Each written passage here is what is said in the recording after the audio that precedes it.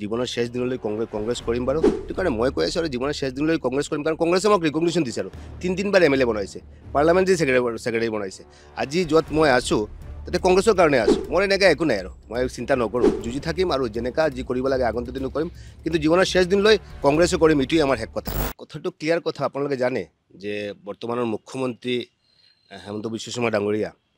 আমি দাদা ব্ৰিগেডত আছিলোঁ এক সময়ত আৰু ৰাতি 10টা 11টা 12টা 2টা ৰাতিও পুৱাইছোঁ এনেকুৱা দিন আছে আৰু কেতিয়াবা আমি একদম বাহিৰত ওলাই গৈছোঁ মানে যি মন যায় কৰিছোঁ আৰু ৰাতি আমাৰ লগে একেলগে আড্ডা মাৰিছোঁ বহুতখিনি আমাক শিকাইছে বা বহুতখিনি আমি কথাখিনি কৈছোঁ আৰু যেতিয়া গোটেইকেইটা আমি একেলগে আমি 11ত যেতিয়া এম এল এ হৈছোঁ তেতিয়া পিজুচ আমি গোটেইকেইটা একেলগে এম এল এ হৈছোঁ তেতিয়া মোক যেতিয়া মাতিলে তেতিয়া ক'লে যে নাই আমি এনেকুৱা সিদ্ধান্ত লৈছোঁ তো তোমাৰ কি কথা আমি দাদা আমি আপুনি যদি কংগ্ৰেছত থাকে তেনেহ'লে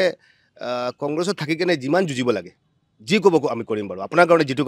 যিটো লাগে আমি কৰিম কিন্তু আপুনি কংগ্ৰেছৰ পৰা যদি ওলাই যায় তেনেহ'লে আমি নোৱাৰিম এই ষ্টেণ্ডত মই আজিও আছোঁ আৰু আজি আপোনাৰ টিভিৰ সন্মুখত মই কৈ আছোঁ আৰু জীৱনৰ শেষ দিনলৈ কংগ্ৰেছ কৰিম বাৰু আৰু এই যিবোৰ কথাবাৰ্তা আজিৰ নহয় 2011 পৰা মোৰ লগত চলি আছে আৰু যে কালিলৈ যাব পৰহিকে যাব